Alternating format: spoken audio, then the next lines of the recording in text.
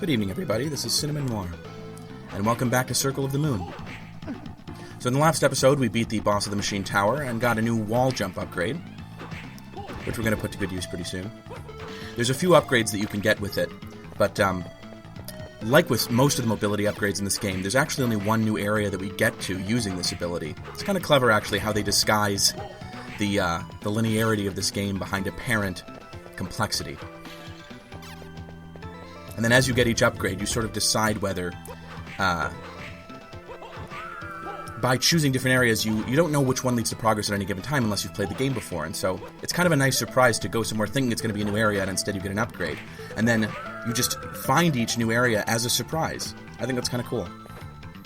It's one of the advantages of having a game that actually is more linear like Metroid than the typical Symphony of the Night style with actual choices. So we've made our way back to the Abyss Stairway. Or I guess technically this is the audience room, but it doesn't really matter. And we have these new enemies, the hyenas, which I always found really funny. They're actually a lot like the fox archers. They're these beast people that have projectile weapons. But it's like they iterate on them in two ways. Like, what's more powerful than a fox? A hyena. What's more powerful than a bow? A gun. So give a hyena a gun. There are actually some very fun enemy designs in this game, considering it's for the most part so gloomy. Yeah, one enemy design I do not like so much is the werewolves in here, because they're a little unbalanced, which is kind of a trademark of this game. This game normally has a thing where the bigger, tougher enemies will do more damage, but they're also slower to attack and more predictable. Whereas the little spry ones that, run around, they're the ones that are harder to get a handle on and attack.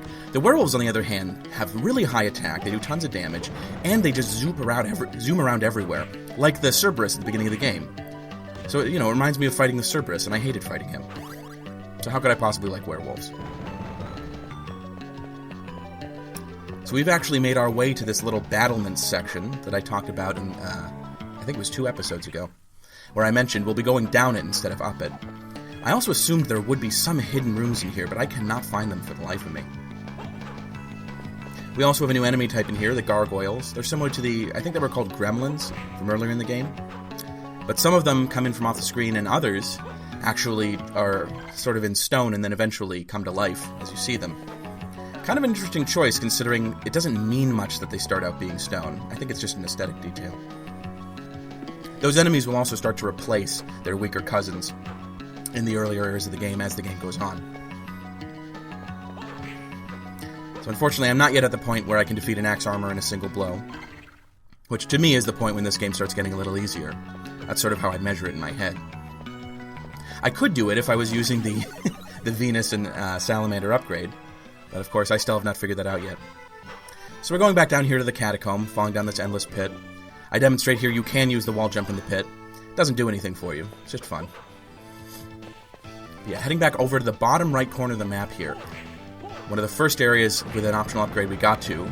Originally we slid under there, but now we can go up and run into this trap, which I love. It's such a simple thing, but they just drop it on you. These guys weren't here at the beginning of the game. This is an example of kind of clever things you can do when you code the game to load new enemy, placements later on. Is that you can trick people like this.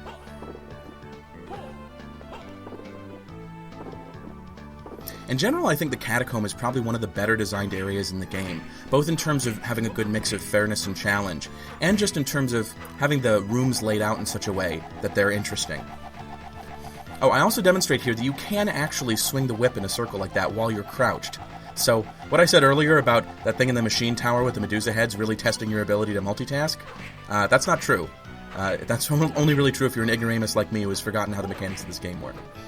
So there are several occasions, like that bit in the machine tower, where it's pretty useful to crouch down and use the whip swing at the same time. These bone towers, you'll notice, have started to replace a lot of the bone heads. They're, I think, about 3 times as strong. Maybe somewhere between twice and 3 times as strong. Anyway, back here in the Abyss Stairway again, we're going to be going to the next area. This is the only actual progress you can make at this point in the game. Going to the Eternal Corridor, which kind of sounds like bad news if you think about what that means for the structure of this area. It is, as the name would suggest, just a bunch of really long hallways. So you'd think this area is maybe a little uncreative. I see it more as being kind of like Olrox's quarters from the Symphony of the Night, where the appeal of this area is not at all in the structure of it or in any gimmicks. It's just in the types of enemies you fight. There are some really fun enemies here. The Gorgons I do not consider a particularly fun enemy. They're just, damage sponges who can take a lot of hits, and also, they're not that interesting to fight because they don't do anything that directly damages you. You actually have to run into them to take damage. All they do is spit out that little, petrifying breath, which is really easy to avoid. So in this room, the only reason that this is annoying at all is because of the ectoplasms, who again do a surprising amount of damage considering how many of them there are. But they're mostly an annoyance. We have skeleton knights here, just like the earlier skeleton soldiers. They're little more than a nuisance. Much more deadly is this flame demon, who I actually consider one of the least balanced enemies in the game, considering, the level you're at when you fight him. Like, this attack in particular is a little ridiculous. I suppose you have to slide under that in order to dodge it. But because he alternates between these two attacks a lot, it is a little difficult to get the rhythm of them right away. Yeah, there we go. I suppose also you could probably use the whip to destroy them, which if I had more presence of mind I would have done. Instead, however, he took me to town. And, yeah. So I'm going to turn chicken and run away for now. This is the time to get some more upgrades. This is going to happen a lot in this game, so buckle in for that. So here we are back in the audience room. Getting more useless wristbands. God, I must have more wristbands than Lance Armstrong by this point. And I'm only going to get more. Almost lose the cross. We're not letting that happen. That's ridiculous. But over here on the right side of the map, we do have an area earlier where we could get up if we had the wall jump ability. So now that we have it, we're going to go ahead and do that. I check out my equipment a little bit, but decide to keep what I have.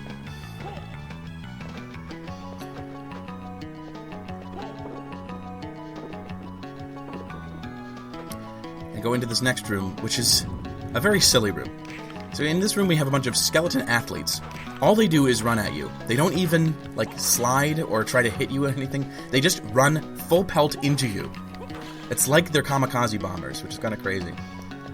Another funny thing you might notice here in a second is that when you actually get hit and they don't die immediately, which is what usually happens, they sort of skid around as if they didn't expect to go through you.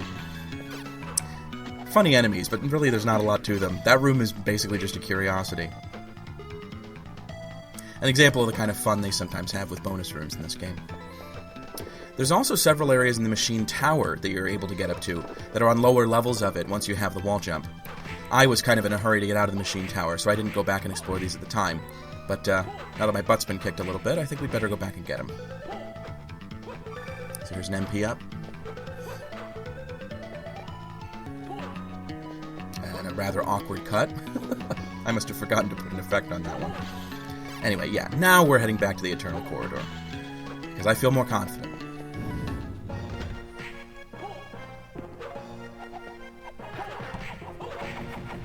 So you'll notice here just how effective the cross is. The fact that it can stack up damage like this and hit an enemy 4 or even 5 times, depending on how you throw it, really just makes it so useful that I really feel like the cost is just not commensurate with how much damage it does. So, a cross costs as much as 5 knives, but it does about as much damage as, 12 knives.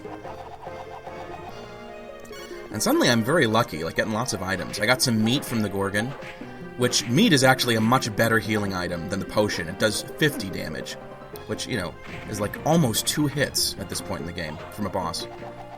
Just incredible. With that, that'll surely turn the tide of the next boss we fight. But yeah, I'm going to face off against the Flame Demon again. And this time, I'm going to use the cross to spank him, instead of him getting me.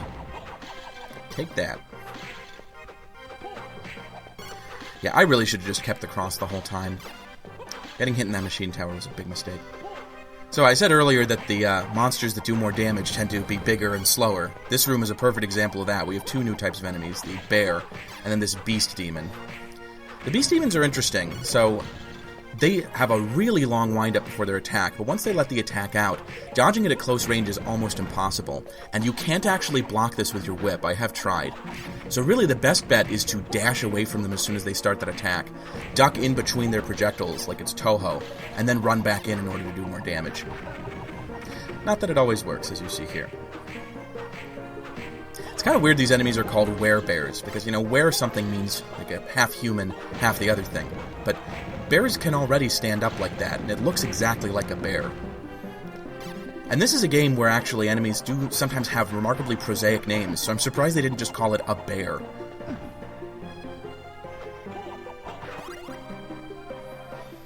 So one good thing about the flame demons, they are incredibly difficult, but they give you a lot of experience.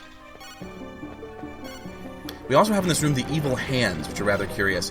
I didn't notice this at first, but they don't actually do any damage. Instead, when they impact you, they grab onto you and make it hard for you to move around. So they're really there in this room just to make the flame demon harder to deal with. They're also not endlessly respawning, unlike the ectoplasms. I assumed here that there was some kind of secret room hidden in the floor that I could break through. I was probably thinking of later on when there is just an open floor here that you can break through. And also a secret room. This game does a pretty good job kind of faking you out sometimes. Okay, there's a heart up for us. For our ingenuity. Down there is actually the entrance to a later level we won't be able to get through. Not until we get a mobility upgrade, but until we press a switch that destroys some statues, which is rather unusual.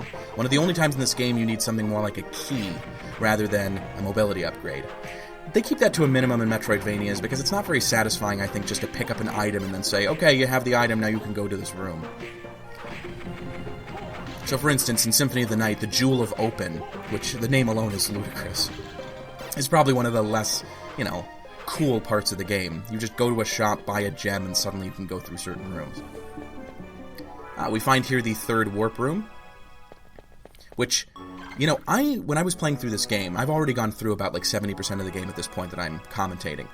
I think these may be the only 3 warp rooms you ever find. So it's kind of funny how early in the game you find them. Games like Harmony of Dissonance, and then also to a certain extent Symphony of the Night, had a kind of scenario where there were certain warp rooms that you had for the whole game, and then near the end you'd find a whole bunch of other warp rooms. Because there's so much backtracking, it really cuts down on the need for backtracking later on, like, you know, running around all over the map. But in this game, I think it's less like that, because this game really just does want you to backtrack in person. You know, no shortcuts. It's kind of funny, given that there are warp rooms at all. You would think just making Nathan run a little faster, they could have completely eliminated warp rooms. This game didn't need them. But oh well, given that the game is the way it is, I appreciate them. So the Eternal Corridor actually has connections to several different areas.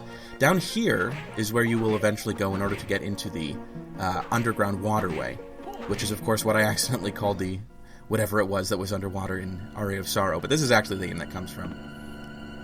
I come in here for a minute, but this place is a really spooky atmosphere, one of the scariest songs in any Castlevania game I've played, and just very like barren and dark.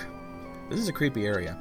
Luckily, we can't really start going through it here, because you need to have the ability to soar through the air in order to get up that wall.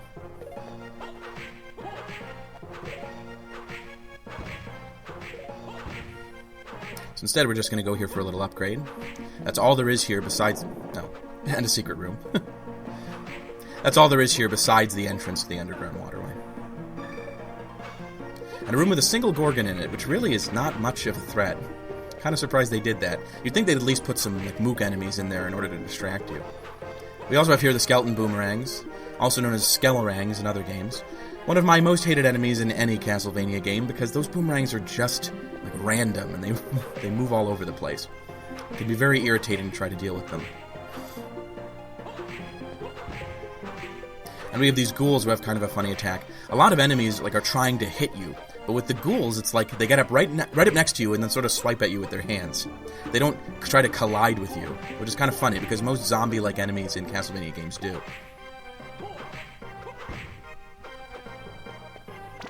But we are actually almost done with the Eternal Corridor proper here. Oh, I was just showing off this Mandragora card that we got recently. When you use that with Mercury, it gives you a Thorn Whip, which can be useful. There aren't that many enemies in this game with a weakness to plant attacks. But it is longer, that helps. And here we have the Chapel Tower, which is really more of the proper area that the Eternal Corridor is just something leading to. I chickened out here for a second, but we will be getting back to the Chapel Tower shortly. And I show you what happens when you get petrified. Not fun. but mainly just a nuisance because there are other enemies in the room. Showing here a little bit of the benefits of having this Jupiter DSS thing equipped. So if you get right up close to the Beast Demon, you can rack up a lot with this attack. Pretty useful against him. Not so much against the Gorgons because they move back and forth, but still, it's better than nothing. And one of the nice things about the flames is, unlike a lot of the sort of supplementary attacks that you have in this game, these actually do a fair amount of damage. In fact, I think the flames do as much damage as your whip does, which is kind of crazy for just a sidearm, so to speak. So that what we saw in that room back there was one of the Iron Maiden-like switches that you need to get to in order to get to the next areas. It's kind of funny. So with the ability to go to the Eternal Corridor, we were able to find that one entrance to the underground waterway, but we couldn't go anywhere with it. The next upgrade we're going to get, or rather, not so much an upgrade, but the next progress we're going to make, will let us get to another entrance to the underground waterway, which we won't be able to go anywhere from. The underground waterway is something they really tease a lot in this game. You're able to see it in 2 different areas before you can actually make any progress in it. I suppose you could kind of say it lives up to the hype. We'll be seeing that eventually, but that won't be for quite a while yet. So, we're back to the Chapel Tower.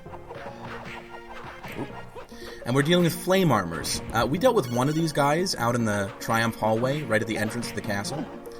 And he really took us apart there. And these guys are still pretty difficult, even though we've gained a few levels in the interim.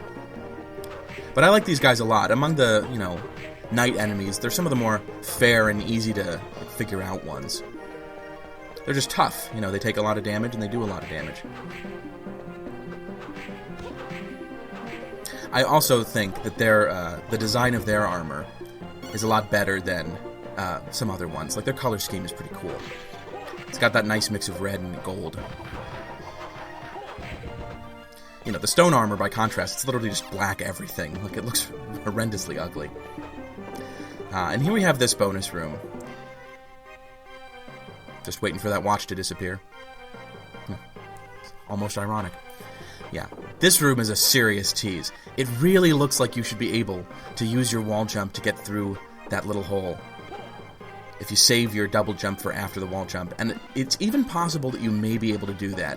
But I believe you actually have to wait until much later in the game before you're able to get this, when you have that same ability that allows you to soar up that passageway that leads to the underground waterway. Yep. The agony of defeat, that's just what we're seeing here. Eventually I give up. And then I come up with a really stupid idea of trying it from the other side, which does not make any sense at all.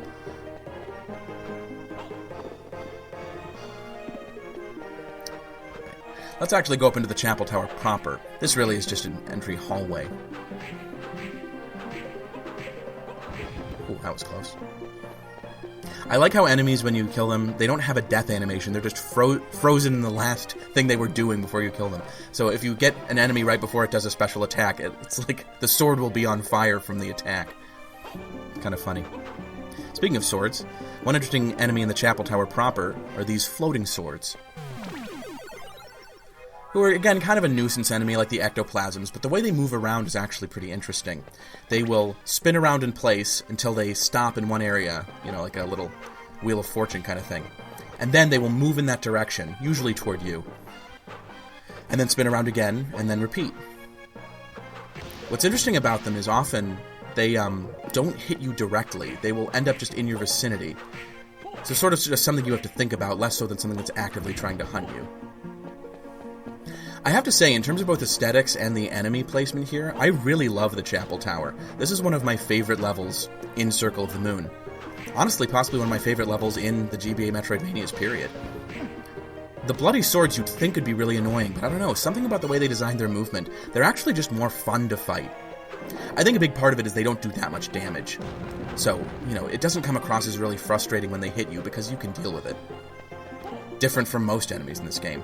I guess another thing about it would just be that they don't cause you to flinch or knock back when they hit you, which so many enemies in this game do that it's kind of a welcome respite to have an enemy that just does damage.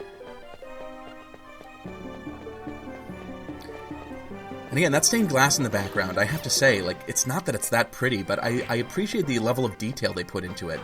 When you consider that, you know, these are such primitive graphics that it's hard to make something that legitimately looks like stained glass. They really tried, though. It's not quite up to the level of the stained glass in Harmony of Dissonance, but again, that's true for all of the graphics in this game. And the stained glass is probably closer, in terms of the quality to that, than a lot of the other, you know, aesthetic aspects of this game. We have a bonus room here that I like quite a bit. You gotta be careful about how you interact with these beast demons, because they can knock you down and, you know, ruin all your progress. And it kind of forces you to find a way to do a lot of damage to these guys quickly so that you don't have to stick around and wait for their attack.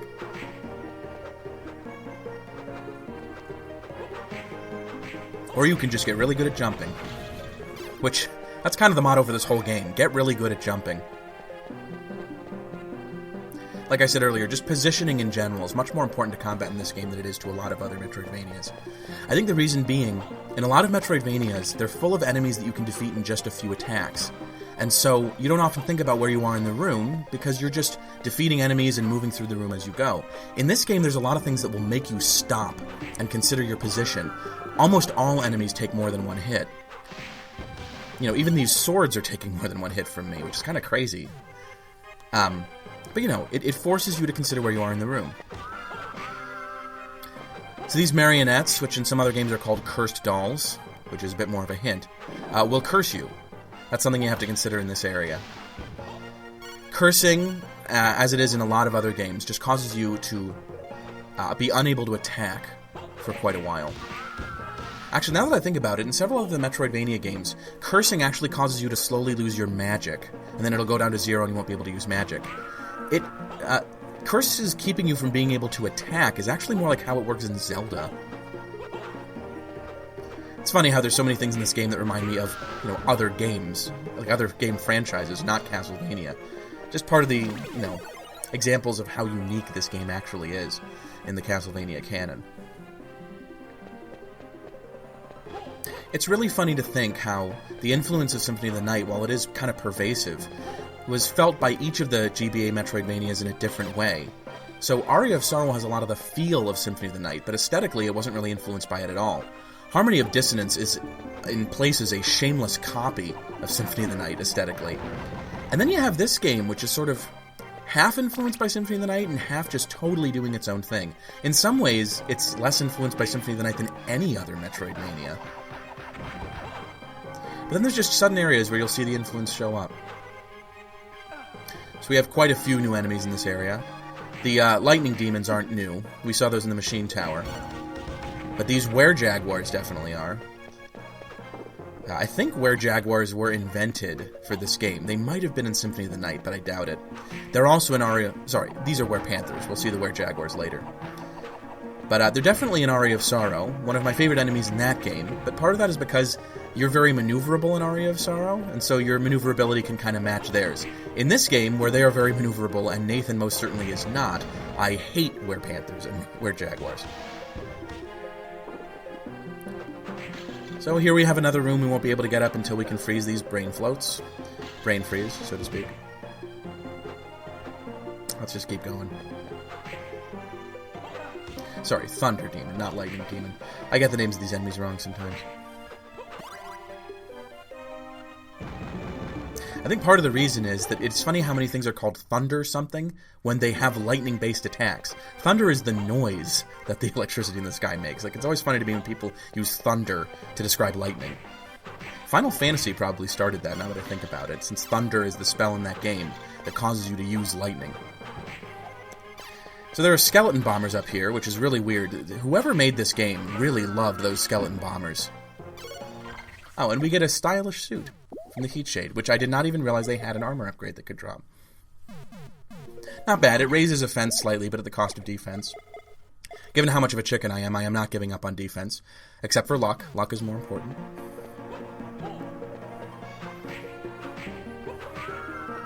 Yeah, it is interesting how in this one room you suddenly have much easier enemies from the last area. You can just cut right through. Not entirely sure why they did that. This game does manage to preserve a sense of mystery. Sometimes the design choices are so seemingly random that it's like... It's almost its own kind of style, that you can't figure out why they would do things this way. And then sometimes it actually does just have that very intelligible, understandable reason for doing things they do. So that part is a little annoying. That's just a sheer drop, and what you need to do there is use your wall jump to get through. But if you don't manage to use the wall jump, if you don't know what you're doing, and you're confused by the room layout, as I was, you just fall back to the bottom of the room. At least the enemies don't respawn. If this were the kind of game where enemies respawned after you left the screen that they're on, it would be unbearable.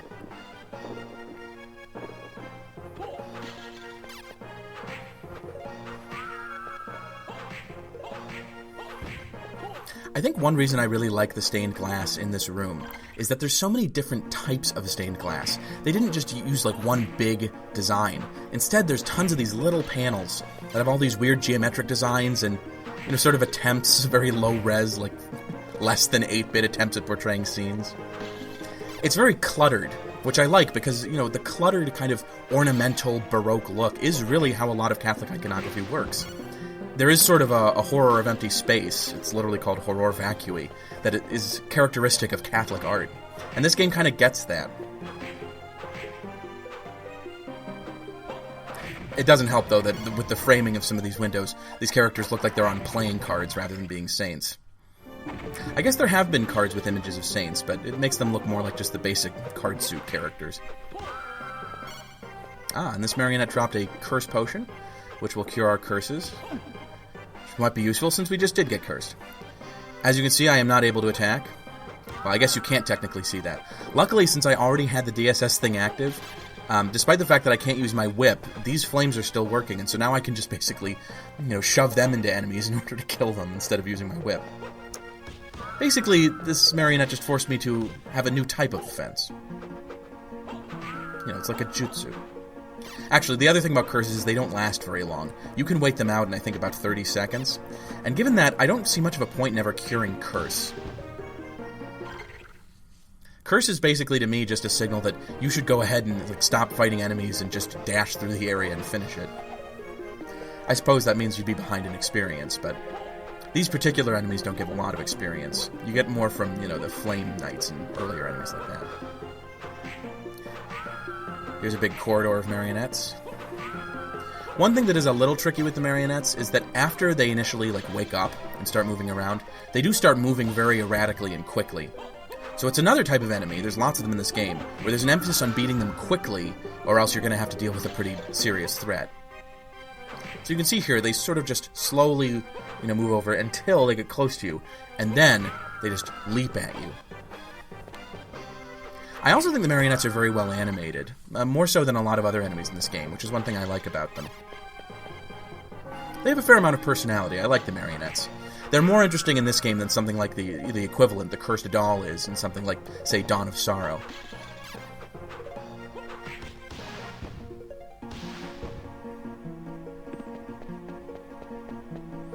So here we are in another of the sort of bell areas. They're kind of on the outside of the chapel tower. More bears, more hyenas. Oh my. Actually, now that I think about it, this room is basically just full of animals. Kind of weird. Not very churchy either. Also, these animals are completely kicking my butt. So I have to resort to the crosses, which is not the greatest thing in the world because I'm going to need these crosses against the next boss. Oh, a potion. How useful. I actually am going to use that just right away. Because I might as well. And before you say, wait, there was a health upgrade right here. First of all, I didn't know that. And second of all, that bear could have killed me. Don't mess around when bears are around.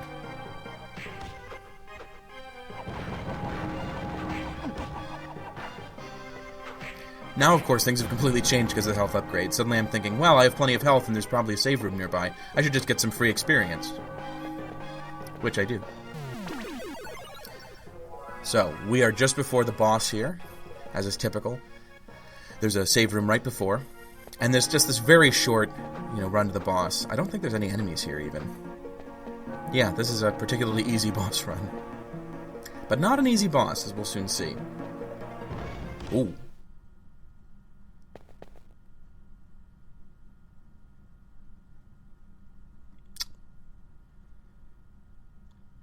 Well, smell you later. Yeah, so we are going to fight the boss here. A Dramalek. I love the name of this boss. He shares his name with one of the evil, like, demon characters from Final Fantasy Tactics, who's based on, I think... A Dramalek is one of the characters from the Infernal Dictionary, or the Lesser Key of Solomon, which is one of these famous works of demon summoning. And he's based, I think, on Baphomet, who was this fictional god that basically the Catholic Church invented to say that he was what Freemasons worshipped. He's a goat-headed god. And so basically this was just propaganda. Like, they came up with the idea of this god in order to discredit the Freemasons. Anyway, a Dramalek is probably one of the least satisfying bosses in the entire game. Not only does he hit really hard and have this room just full of these obnoxious, spells that he summons, but also you can only hit him by jumping up. So he doesn't move at all. So he's not satisfying to track or anything like that. His attacks are boring. Like, just a very frustrating boss overall. I don't see much of the point of this guy. I think they could have made a boss with a similar appearance who would move around and be more interesting. But they were really enamored with the idea of this guy just being stuck and locked up in the cathedral tower. I don't know. And then when he dies, he has that really creepy neck wound. Yeah, I don't like anything about this guy. And here's our upgrade. An MP up? That's weird. So no, the actual reward for this is that switch, which has now broken all of those Iron Maiden-like switches all over. An unsatisfying upgrade for an unsatisfying boss. Dude, you were dying. Oh, don't worry about this for a second. My computer hiccuped.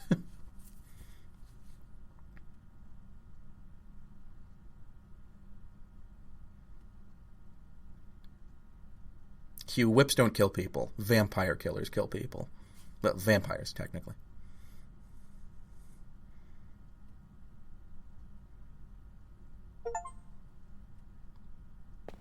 It's nice to see you too, Hugh. What a good friend. Yeah, I do not trust Hugh about as far as I could throw him. Which, actually, now that I think about it, Nathan could probably throw Hugh a fair distance. He's in pretty good shape, but he should trust him less than that. Anyway, on that note, guys, I will see you next time. Good evening.